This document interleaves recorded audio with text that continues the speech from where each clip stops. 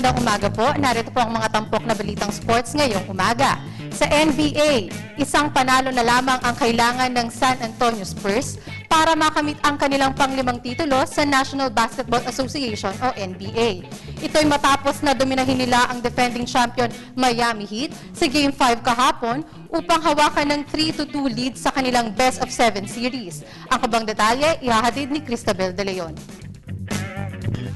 Pader na depensa, pinahirapan ng husto ng San Antonio Spurs ang visiting team na Miami Heat na nagmintis ng 21 beses sa kanilang unang 29 attempts. At tulad ng inaasahan, pumutok right on time si Spurs veteran Manu Ginobili na tumikada ng 24 points sa 10 assists. Partikular na naramdaman ang resurgence ng 36-year-old star guard sa third kung saan rumatsyada ng 19-0 run ng San Antonio upang hawakan ng comfortable 17-point lead.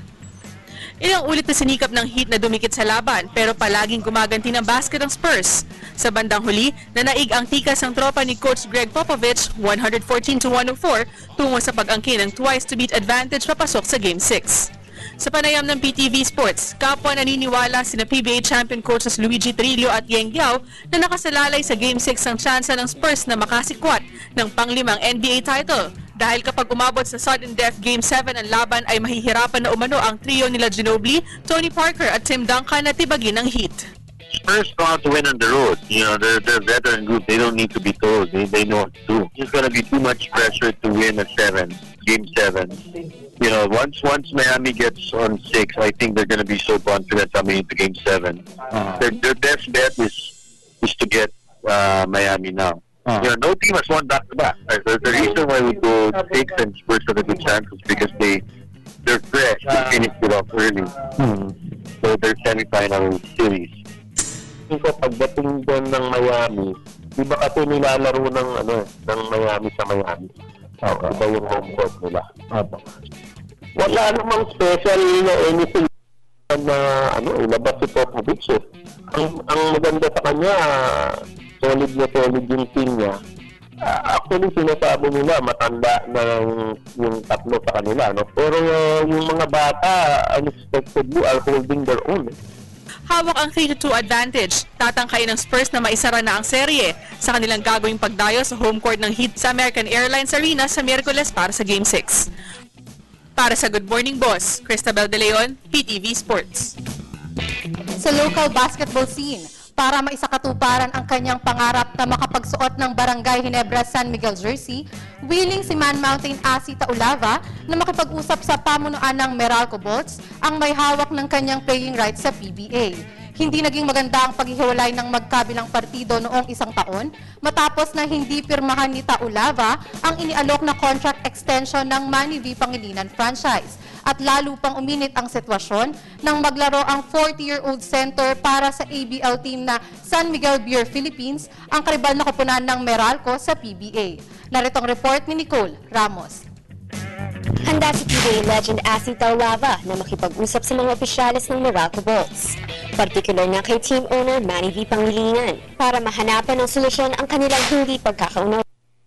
Naniniwala ang 6'9" Phil Tongan Slapman na may sama ng loob sa kanya ang Meralco management dahil na rin sa hindi niya pagpirma ng contract extension noong isang taon. I didn't talk to them. I know when I left, I was taking the best interest. I even talked to them. I didn't mean anything to offend anybody. But at the time, I was just thinking, what's good for my family. Because I knew my wife was pregnant at the time. To be around my kids more. But you think you offended them? I'm not sure. That's what it sounds like on the press. That I offended them. But in no way did I mean to. At bagamat may mga PBA teams na nandigaw sa kanya, aminado si Taulava na nasa mga kamay pa rin ng Meralco ang desisyon kung makakabalik siya sa Asia's first play for Pay League. That depends on Morocco. If they're going to if they're going to release me to come back to the PBA or some way San Miguel finds a way to get my rights. Sariwa mula sa pagkopo ng ABL Crown at MVP Award sa piling ng San Miguel Beer Philippines noong isang linggo. Tiniyak ni Taulava na mananatili ang kanyang competitive form habang hinihintay niya ang katuparan ng pangarap na makapaglaro sa PBA team ng Barangay Ginebra San Miguel bago tuluyang magretiro. Para sa Good Morning Boss, Nicole Ramos, PTV Sports. Sa boxing, sweet revenge Ito naman ang naisakatuparan ni Pinoy challenger Edrin Dapudong sa rematch kontra South African IBO Junior Bantamweight Champion Gideon Budelesi noong isang araw. Dumayo sa kuta ng kalaban, pinatulog ni Dapudong si Budelesi sa first round upang maagaw ang IBO 115-pound belt at maipaghiganti ang nalasap na controversial split decision loss noong Nobyembre. May report si Dennis Principe. Nadagdagan na naman ng isang world champion ang Pilipinas sa larangan ng boxing. Ginulantang ni North Cotabato fighter Edrin Dapudong ang local crowd nang patulugan ito sa first round sa International Boxing Organization Junior Bantamweight Champion Gideon Budelesi sa kanilang title fight na ginanap sa Emperor's Palace sa South Africa.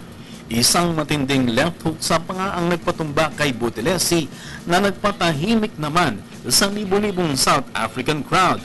Ang official time ay 2 minutes at 29 seconds sa opening kanto. Ayon sa manager ni Dapudong na si Manny Piñol, mas maraming patama sa katawan at agresibong atake ang pinagtuunan nila ng pansin upang matiyak na makakabawi sila kay Budelesi. Noong isang taon ay naglaban na sila Dapudong at Budelesi kung saan nagtala ang South Africa ng isang split decision win upang kunin ang nooy vacant crown. So ang game plan actually was based on what we experienced sa first fight. Tinakbuhan kami nung Budelesi eh. So kahapon, kinausap namin si Edrin. Sabi nga namin, walang dahilan para matalo ka kay Budelesi. You are stronger, you are the better fighter, you are the more experienced fighter. Kailangan lang ma-realize natin kung ano nangyari nung unang laban, no? At tumakbo nga yung Budelesi. Iginit naman ni Piñol na hindi dapat maliitin ng sinuman ang titulong na panalunan ni Dapudong dahil katulad ng ibang kinikilalang organizations gaya ng WBC, WBA, WBO at IBF, ang IBO ay may malaking following din sa African at European continent. Wala namang nag-question nung nanalo si Manny Pacquiao ng IBO title, Ricky Hatton. Diba? Bakit ngayon nagsasabihin lang minor title eh? Kung nung nanalo si Manny Pacquiao, nag-celebrate tayo lahat. Yes. It was an IBO title nung ninakaut niya si Ricky Hatton. Ang IBO actually, although hindi pa nakapasok sa Asia, sa Pilipinas, malakas ito sa African countries, England, Australia, and even America. No? Ito yung isa sa mga respected sa Western Hemisphere actually. No? Kahanay na ni Dapudong sina WBO Minimum Weight Champion Merlito Sabilio, WBO Light Flyweight Ruler Donnie Nietes at IBF Light Flyweight Kingpin John Del Casimiro bilang mga boxing world champions ng Pilipinas. Samantala, hindi naman pinalad ang isa pang fighter ni Piñol na si Jundi Maraon sa kampanya nito sa Estados Unidos. Yumukod via 7th round knockout si Maraon laban kay Juan Carlos Payano ng Dominican Republic sa kanilang 12-round WBA Bantamweight Title Eliminator noong din linggo sa New Jersey. Para sa Good Morning Boss, Dennis Principe, PTV Sports. At yan po ang mga tampok na balitang sports ngayong umaga. Ako po si Hazelan Salubon para sa Good Morning Boss.